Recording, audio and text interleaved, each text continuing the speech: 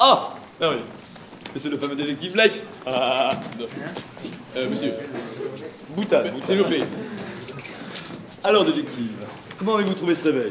Un peu mouvementé, n'est-ce pas? Quel est ce drôle d'homme là, avec un risque à Gaston?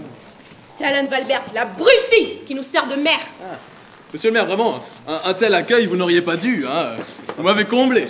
Mais vous avez, je n'y suis absolument pour rien. C'est là une des merveilleuses habitudes de ce merveilleux quartier.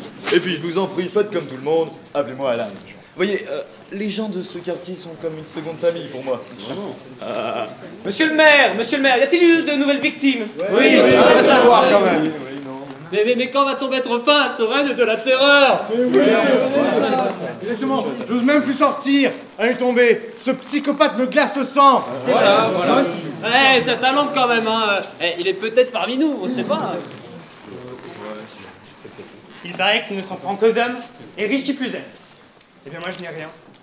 Et en plus je suis une femme. Sa mère m'en avait parlé. Bon, on s'en fout. Monsieur le maire, quand daignerez-vous nous répondre? Alors, calmons-nous. J'ai fait venir le détective William Blake depuis London, afin qu'il en finisse avec ses meurtres. Et puis, je vous en prie, mon petit Franck, regardez-moi quand je vous parle, faites comme tout le monde, appelez-moi par mon prénom. Je m'appelle pas Franck, je m'appelle Albert. Et personne ne vous appelle par votre prénom. On verra ça plus tard, Robert. Pour l'instant, on accueille le détective Blake. Alors, tout le monde fait welcome. Welcome. Vous êtes nuls, là. Non, mais, faut les comprendre, non. C'est le matin pour eux, je les ai vus, ils viennent de se réveiller. Oui, bon, Ça va être dès le début. certes. J'imagine, détective, que vous êtes impatient de commencer votre enquête. Non, pas vraiment. Pardon. Oui, ce réveil m'a fatigué et j'aimerais pouvoir me reposer un peu. Bravo, il sort d'où celui-là? J'aimerais aussi goûter à vos arômes dans vos cafés, là, les arômes. Qui se prend-il? Café.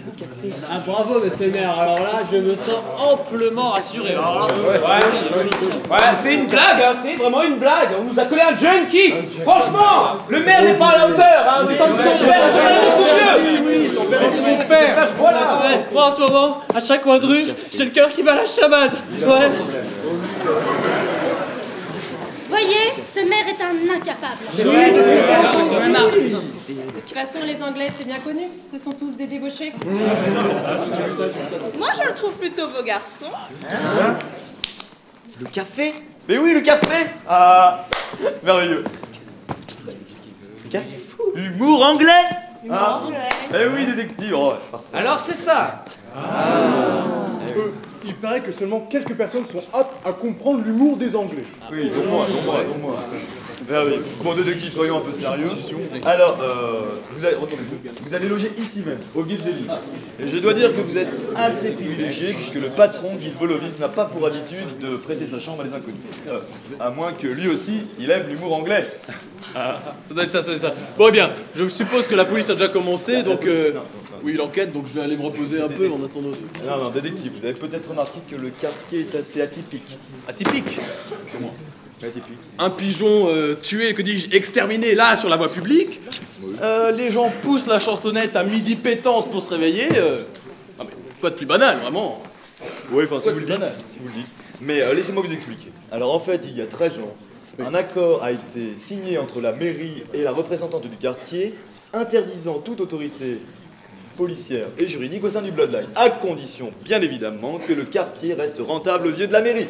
C'est-à-dire les miens. Attendez. Mais il y a donc personne pour faire respecter la loi, alors? Si, Nous sommes la loi. Chacun des habitants de ce quartier. Du coup, c'est vrai qu'on parvient vite à calmer les écarts de certains touristes. Et notre représentante, elle leur donne du fil à retordre. Hein. Exactement.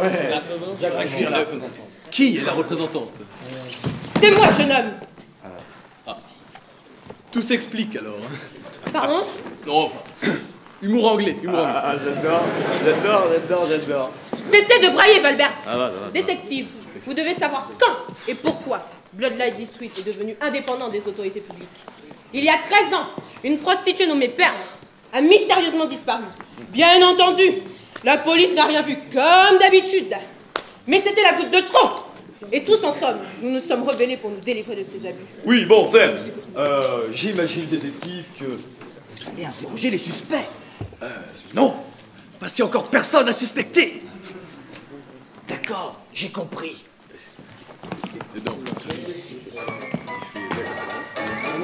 Mesdames, messieurs, s'il vous plaît, le détective Black ici présent va procéder à un interrogatoire public. C'est pas comme ça que j'ai l'habitude de procéder. Ah, je vous en prie, ça me fait plaisir.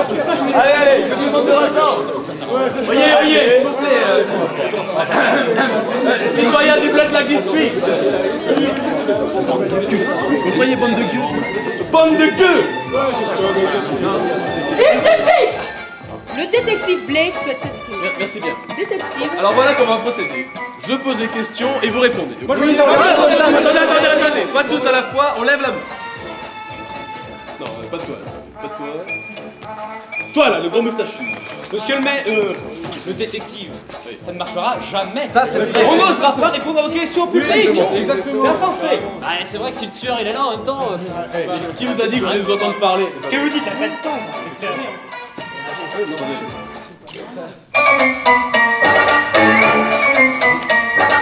Vous avez peur de représailles, c'est ça qui vous rend muet. La parole vous est et vous pouvez tout chanter. Personne pourra discerner qui de vous a parlé. Qu'est-ce qu'il a dit? C'est vrai que c'est vrai. Non, ça me paraît bien. Ok, allons-y. L'idée vous plaît? Ouais. J'en suis ravi alors. Savez-vous comment il tue? L'a-t-on déjà aperçu?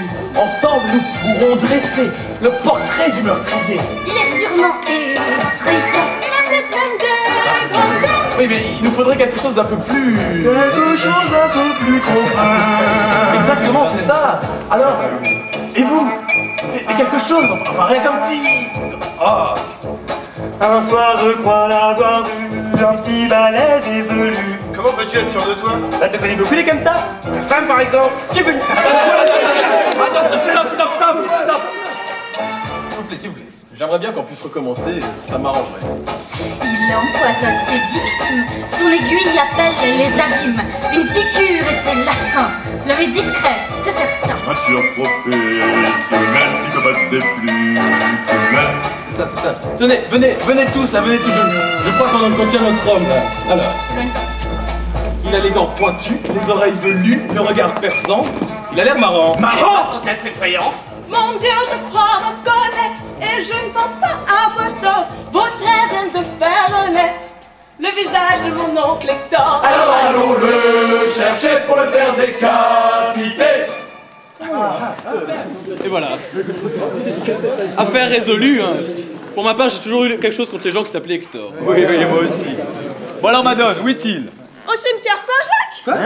Il est décédé il y a 3 ans. Ah oui, bravo!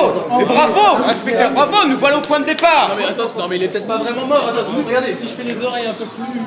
Et puis, enfin, si je fais des yeux... Non mais on peut chanter une chanson?